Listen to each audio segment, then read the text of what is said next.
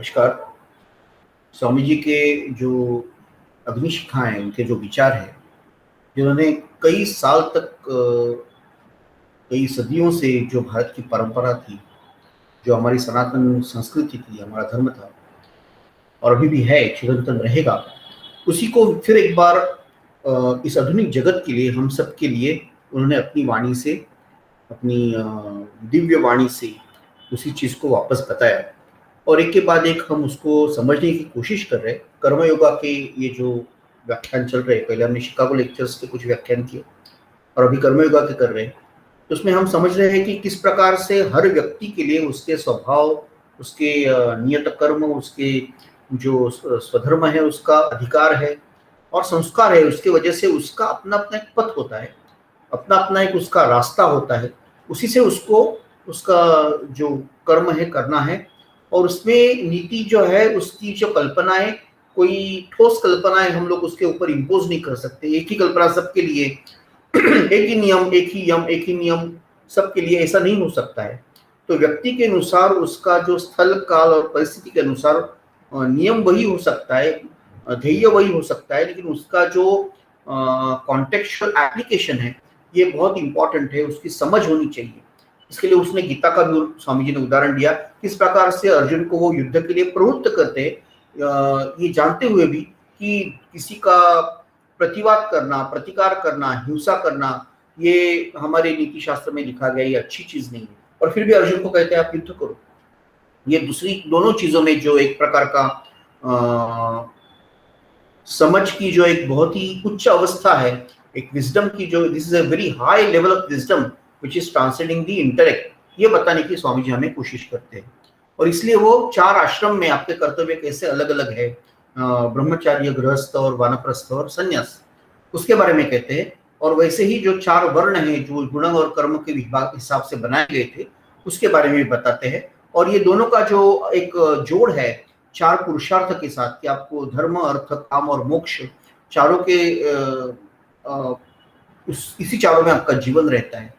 तो ये इस प्रकार से वो बताते जाते हैं और ये कहते हैं कि ये each is great in his own place. ये व्याख्यान हम अभी उनके देख रहे हैं, तो उसमें हर एक की जो स्थिति है वहीं पर वो महान है। उसको वहीं से उसको ऊपर आने का एक रास्ता दिखाओ, जहां उसको कहीं अड़चन है उसको दूर कर दो, जहां उसको कुछ मार्ग के लिए मार्गदर्शन चाहिए वो दे दो, लेकिन किसी को भी नीचा मत समझो, किसी को भी ये मत बताओ कि तुम कुछ भी नहीं हो।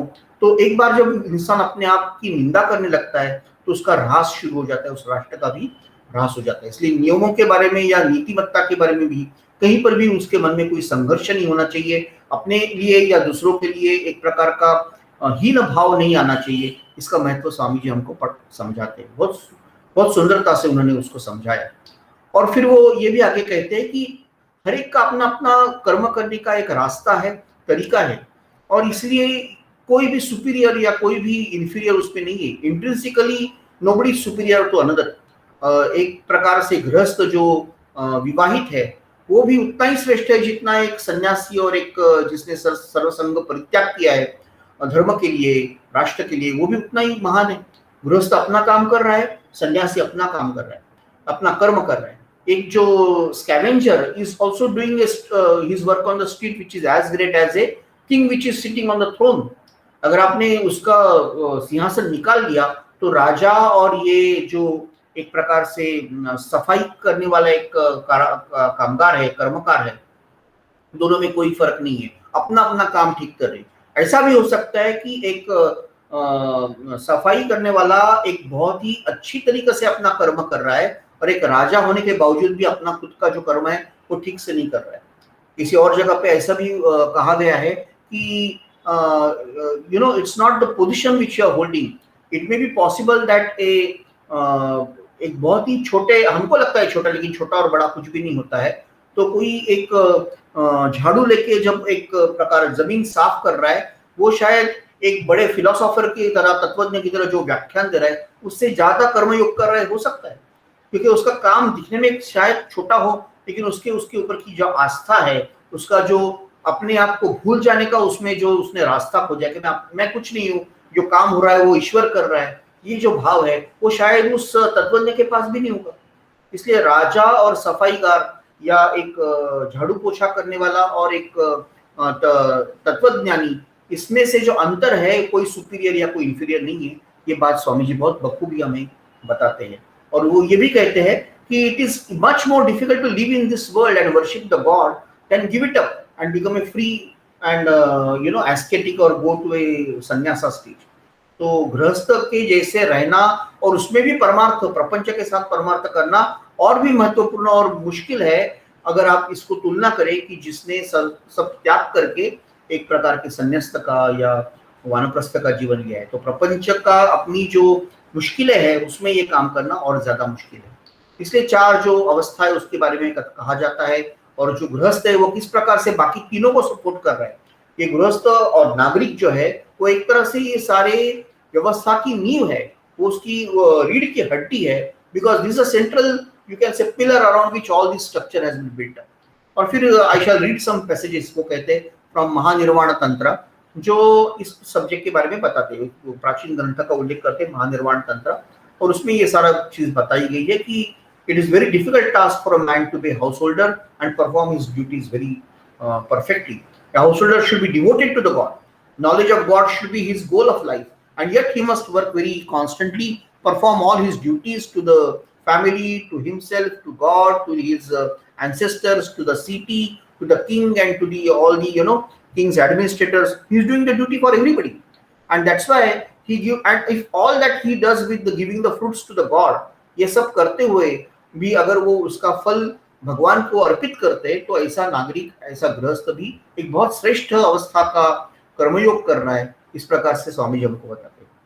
तो वो कहते हैं कि it is most difficult thing in this world to work and not care for the result.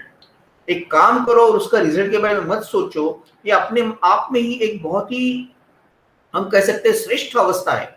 इससे बड़ी अवस्था शायद और कुछ कहनी भी मुश्किल हो जाएगी, स्वामी कहते हैं, क्योंकि हर एक को किसी न किसी रिजल्ट के बारे में सोचने की एक आदत ही पड़ गई है। तो इसलिए to help a man and not to think that he should feel grateful for me, ये एक अपने आप में बहुत ही, कह सकते हैं, अलग प्रकार का भाव आपको उसके लिए लाना पड़ेगा। नहीं तो अपने आप में इस प्रकार से रहना आसान बात नहीं है। It is very difficult not to think of yourself and yet to go ahead and try to do something like this. तो स्वामी जी अलग अलग प्रकार से हमको ये कर्मयोग को समझाने की चेष्टा कर रहे हैं, कोशिश कर रहे हैं। उनको पता है कि कर्मयोग एक गहना कर्मणो गति, जैसे गीता में कहा गया है कि कर्म की गति जो है बड़ी न्यारी, कर्म की गति न्यारी, क्योंकि कर्म तो सब कोई करता है, लेकिन कर्म के पीछे जो योग है उसको हर कोई नहीं जानता है। एक कर्म करना अपने आप में ही एक कला है और शास्त्र भी है। आप विनोबा जी कहते हैं कि किस प्रकार से आपको झाड़ू पकड़ना है, कौन से एंगल में पकड़ना है, किस प्रकार से आपको जमीन को साफ करना है, ताकि बार बार न करना पड़े, एक बार करे तो भी अच्छा हो जाए। एक बार किसने किया तो लोग बोले वाह आज किसने ये काम किया, कितना सुंदर काम किया। आप पौधे लगा रहे हैं, आप बगीचे की देखभाल कर रहे हैं, जब एक अच्छा माली उसको करता है, उसका प्रेम उसमें होता है, उसकी भक्ति उसमें होती है। और लोग कहते हैं कि शायद ये आज ना इसने काम किया है, क्योंकि काम देख के ही पता चल जाता है। कोई आदमी गौशाला में काम कर रहा है, लेकिन जब वो काम करते हैं, सारी जो गोमाताएं भी धन्य हो जाती है, देखने वालों को भी बहुत संतोष होता है, कितनी अच्छी गौशाला बनाई है, कितना साफ सुथरा सब रखा है, कहीं पे भी कुछ गलत चीज नहीं दिखती है। तो ये जो है हम देखते हैं कि ये कोई काम आप क्या कर रहे हैं। और दूसरा कोई वैज्ञानिक है, वो एक बड़े हम कह सकते हैं कि प्रयोगशाला में एक विश्व के बारे में कुछ संशोधन कर रहा है, रसायन शास्त्र का संशोधन कर रहा है, या जीव शास्त्र का या भौतिक शास्त्र का संशोधन कर रहा है, तो अपने आप में उसका भी काम उतना ही महत्वपूर्ण है जितना कि एक, कह सकते हैं कि एक महिला है जो अपने घर में बैठकर, जैसे हम कहते हैं कि वो अपने ही बेटों के लिए, बच्चों के लिए कुछ छोटे वस्त्र बिंद रही है, अपने पति का ख्याल रख रही है, और वो एक साथ बीच में ही जाके वो रसोई भी बनाती है, क्योंकि उसको पता है पूरे दिन तो मुझे ये काम करना नहीं है, थोड़ी देर ये करेंगी, थोड़ी देर दूसरा कुछ करेंगी। तो ये जो सारा उसका भी एक, कह सकते हैं ना कि the way she is managing the whole show, वो घर की भी देखभाल कर रही है, बच्चों की तरफ देख रही है, पति की देखभाल कर रही है, और रसोई भी संभाल रही है। और फिर कभी कोई अतिथि आता है तो अतिथि को भी कहता है कि देखो मैं आपके बारे में भी सोच रही थी, और ये ठीक है, आप अच्छा हो गया आप आ गए, तो जो भी घर में परोसा खाना पकाया गया है उसमें से थोड़ा आप भी उसका आस्वाद दे लीजिए।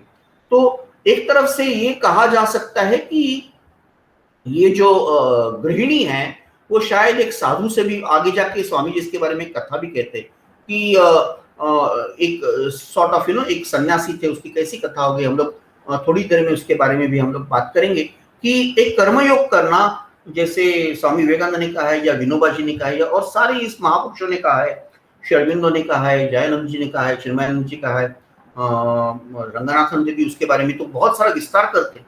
उनके 4 उनके पुस्तक है जो eternal values for a changing society. उसमें कुछ व्याख्यान थे वो वकीलों के लिए थे, कुछ आईएएस ऑफिसर्स के लिए थे, कुछ स्टूडेंट्स के लिए थे, कुछ शिक्षकों के लिए थे। तो क्योंकि वो कह रहे थे ये सारी जो इटर्नल वैल्यूज, ये सारी चिरंतन, ये सारी हमारे लिए जो वैल्यूज है वो सिर्फ किसी एक व्यक्ति के लिए, एक प्रकार के काम के लिए नहीं है। जो भी काम कर रहा है, जो भी व्यक्ति जीवन में काम करना अनिवार्य है। आप काम के बिना रह नहीं सकते। स्वामी जी भी एक जगह पे हमको बताते हैं कि अगर आप काम नहीं करेंगे तो आप क्या, आपको काम करना ही है। अगर काम करना अनिवार्य है तो ये अच्छा होगा कि आप ये समझ ले कि काम करने का शास्त्र क्या है, काम करने की कला क्या है। अगर ये समझ में आ गया तो बहुत सारा हमारा जो जीवन है वो सुकर हो जाएगा। और इसलिए वो बोलते हैं कि even the most arrant and coward becomes brave when the world praises him.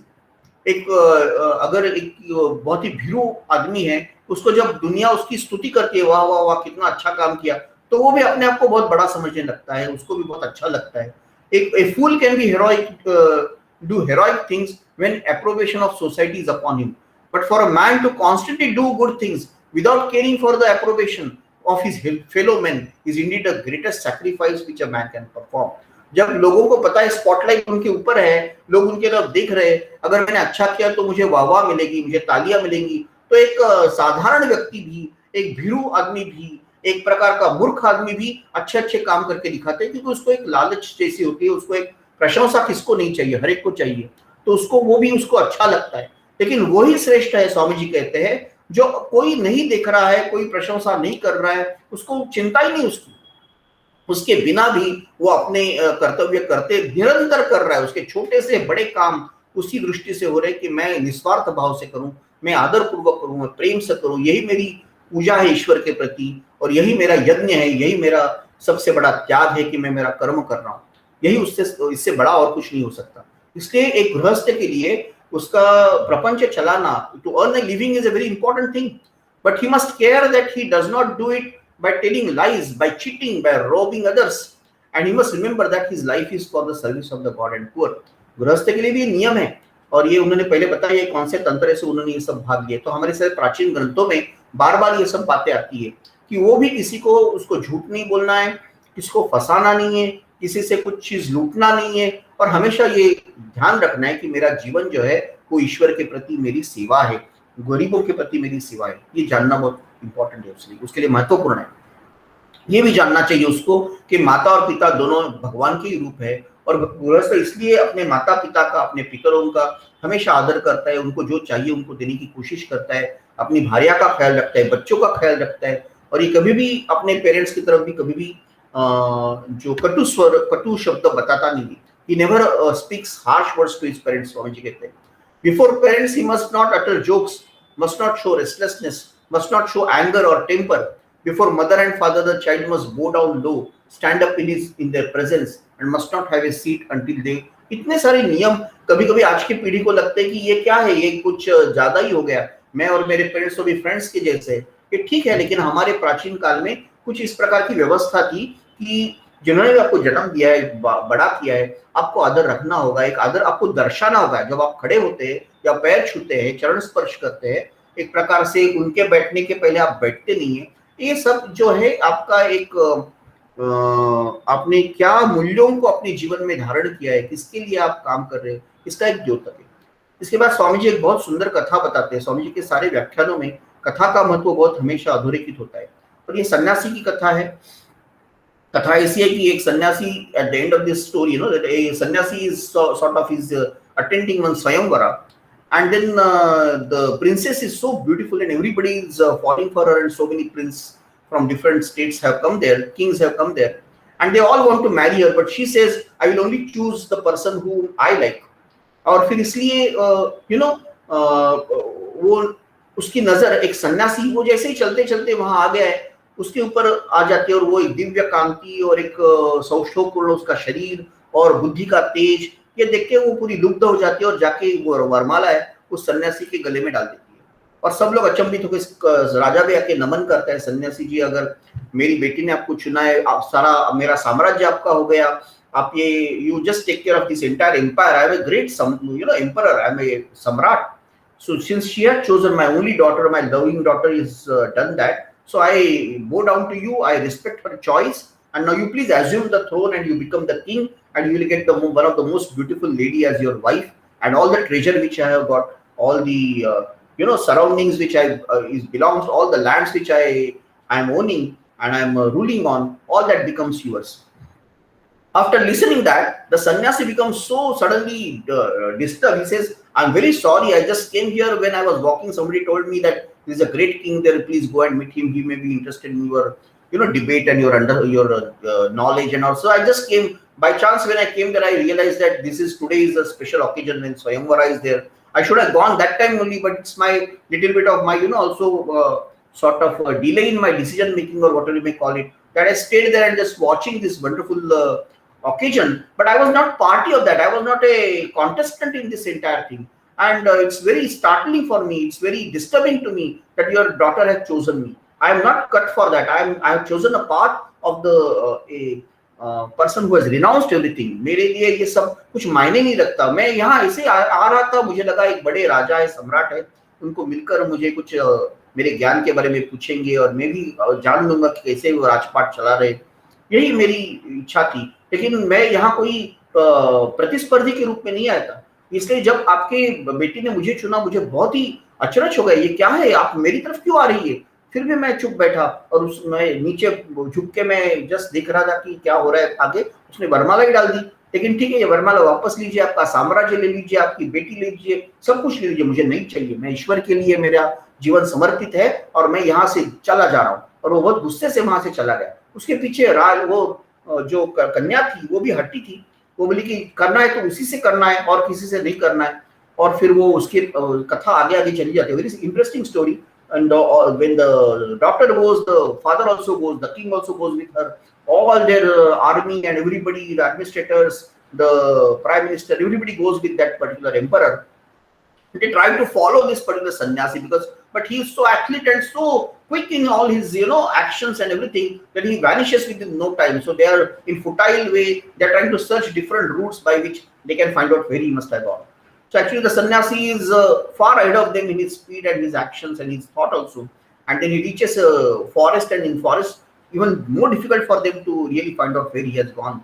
And then ultimately just to make the story shorter, then he goes ahead, and then ultimately they have to, it's very dark that time, so they have to just take a rest in the at the bottom of one tree. They just sit, all of them there. They say that we don't have even habit of walking so much, and first time in my life I have done so much of physical work, the emperor and his daughter says. And ministers also can't help anything. They are also running after them. So they say, sir, please rest for some time, sir. Not for you, at least for us now, rest. So all of them start sitting there, and they are resting there, and they go to sleep. During that time, there are it is said that there were some birds in the nest on the same tree. And then as a householder, as the bird, the father of that particular bird family, he says to the mother of that bird family that, look, some guests are there, and they have just lit some fire so that they will be saved from this utter cold in this forest. We need to save them, and they also are hungry. They should be given some sort of a little food should be given to them. But what to do? I don't have any food. As a householder, though I am a bird, I am a householder. They have come to my place as this tree. If I do not serve them, I won't be doing my particular duty. So let me sort of jump down into that fire. Two things will be done. They will get my flesh as the eating for some of their hunger will be satisfied, and I will get satisfaction that I sacrificed myself. My life is not as important as their Atithi's kshuddha. His hunger is more important. Or second is, this fire also will continue being burning for some more time, because unless something is put into that, it seems that slowly it is getting extinguished. तो ये ऊपर से वो jump कर दे, उसमें वो छलांग लगा देता है. एक निमिष पलक झपकने से पहले ही वो उसमें अपनी अग्नि को समर्पित कर देता है। और वो कहता है उससे उनको खाना भी मिलेगा, थोड़ा सा मेरा मांस भी मिलेगा, और दूसरा उसकी वजह से ये अग्नि जो है वो भी थोड़ी देर के लिए प्रज्वलित होता रहेगा कि मेरा अतिथि मेरे पास आया है, तो गृहस्थ का ये धर्म है। मेरा जीवन तृणवत है। सारे उपनिषदों में, सारी हमारी कथाओं में यही आता है कि जीवन क्या है। नचिकेत भी अपने पिता को कहता है जीवन है क्या, ये तृण के एक पाते के जैसा है, आज है कल नहीं है। ये व्यवस्था होनी चाहिए, ये नीति होनी चाहिए, ये मेरा धर्म नहीं जाना चाहिए। और इसलिए अगर आपने कहा है, आप मेरे पिता का वचन है, मृत्यु के पास जाओ, मैं अभी जाता हूँ उसके पास। तो यही वो एक पंछी भी बोल रहा है। देखिए क्या महान ये संस्कृति के सारे विशेष है उसमें। वो कहता है कि मेरे लिए धर्म, मेरा अतिथि धर्म पालन करना महत्वपूर्ण है। मेरा गृहस्थ धर्म है, अतिथि के प्रति के जो धर्म है वो मुझे पालन करना है। उसने छलांग लगाते ही उसकी पत्नी बोलती है जहां पति नहीं है और पति ने अपना धर्म निभाया तो पत्नी का क्या काम है, और इसलिए पत्नी भी उसमें कूद जाती है, वो भी जल जाती है। और ये उसके बच्चे जो है वो कहते हैं कि अभी हमारा भी क्या काम है, अगर आपने त्याग कर दिया है, अपने सर्वस्व को त्यागा है, हम भी वो कर सकते हैं। और इस प्रकार से ये जब सारे राजा और उनके लोगों को पता चल रहा है कि हमारे जीवन के लिए, हमारे क्षुधा शांति के लिए, मेरा पेट भर जाए इसलिए मुझे थोड़ी और ये आग मिल जाए, थोड़ी और समय में इस ठंड से अपने आप को बचा सकूं, इसलिए उन्होंने अपना जीवन समर्पित कर दिया। इससे बड़ा त्याग क्या हो सकता है, इससे बड़ी नीतिमत्ता क्या, इससे बड़ा कर्मयोग क्या हो सकता है। और इसलिए फिर वहां पे ये कह सकते हैं कि जो देववाणी होती है, या कुछ कथा में कहते हैं कि सन्यासी खुद आके बताता है, या कुछ भी हो, लेकिन तात्पर्य कोई बताता है, वो बताता है कि यही है, each is great in his own place. कि अगर आप गृहस्थ है तो ऐसे जियो जैसे वो पंछी के वो पंछियों ने किया। वो पंछी का जो परिवार था उसने अपने गृहस्थ का धर्म निभाया। अगर आप सन्यासी है तो ये सन्यासी के जैसे करो, जिसके साथ सब कुछ था, सारा धन था, दौलत था, सबसे सुंदर एक उसको पत्नी मिल रही थी, फिर भी वो उसको छोड़ के गया। जो आपका आज रोल है, जो जो आप निभा रहे इस जगत के नाट्य में, जो भूमिका आपको मिली है, गृहस्थ की भूमिका है, इस गृहस्थ जैसे जो जैसे वो पंछी जी रहे थे, सब कुछ छोड़ दिया, सारे जीवन को तृणवत मान दिया, लेकिन अतिथि की क्षुधा को शांत किया। अगर आप सन्यासी है तो उसके जैसे जियो, जो किसी की भी बात से उसको कोई मोह ही नहीं हो रहा है, वो सब कुछ छोड़ के ऐसे चला गया कि आप उसको अभी तक पकड़ भी नहीं पा रहे, उसको ढूंढ नहीं पा रहे। तो इस प्रकार से बहुत ही सुंदर ये कथा आती है। स्वामी जी आके बताते हैं हमको कि सीक्रेट ऑफ वर्क क्या है, ये कर्म करना, कोई काम करने के पीछे क्या रहस्य है, क्या हमें इस कर्म के रहस्य को क्या हम लोग जान पाएंगे, इस प्रकार की वो उसमें आगे बात करते हैं। लेकिन ये सेशन हम लोग आगे वाले सेशन में ले लेंगे कि वो उसमें शुरुआत में थोड़ा सा वो मैं आपको उसका प्रारंभ खाली बताता हूँ। उसमें इतना ही बोलते हैं कि सेवा करना, किसी को मदद करना भी क्या हो सकता है। आप उसको एक दिन उसको physically, if you help others physically by removing their physical needs, say giving them food, shelter, clothing, it's indeed great. It's a great help for others. But the help is great according to the need is greater, and according to as the help is far reaching. If the man wants can be removed for an hour, it is helping him indeed. But if his wants are removed for an year, it will be much more help for him. And if his wants can be removed forever, then it's the greatest help it can be there.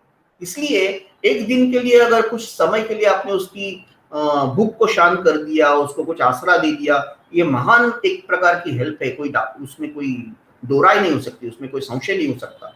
लेकिन अगर आपने उसको और कुछ महीनों के लिए कर पाया और भी ज्यादा अच्छा है, और कुछ साल के लिए कर पाए तो उससे भी ज्यादा अच्छा है। और अगर उसको निरंतर उसको और कुछ चाह ही नहीं हो, उसकी सारी समस्याएं, सारी उसकी जो तकलीफ है, उसको जो भी चाहिए था सब हमेशा के लिए मिल गया, तो उससे ज्यादा बड़ी उसको मदद कुछ नहीं हो सकती। और ये हमेशा के लिए उसको मदद देनी जो है, हमेशा के लिए उसके सारे जो विकल्प या उसकी जो चाह है, उसके मन में जो सारी रिक्वायरमेंट्स है उसको दूर करना है, तो आध्यात्मिक ज्ञान के बिना और कोई भी दूसरी मदद वो नहीं हो सकती। इस प्रकार के ये उसका सीक्रेट ऑफ वर्क में वो स्टार्ट करते। आने वाले सेशंस में हम उसके बारे में भी जरूर बात करेंगे। बहुत धन्यवाद। आज का हमारा सेशन, ये अभी का सेशन है, वो हम यहाँ पे समाप्त करते हैं, और आगे जाके हम लोग ये विचार करेंगे कि ये सीक्रेट ऑफ वर्क, ये जो कर्म का रहस्य स्वामी जी कह रहे, ये वास्तव में क्या हो सकता है, ये किस प्रकार से हम उसका ज्ञान अपने जीवन में ला सकते हैं।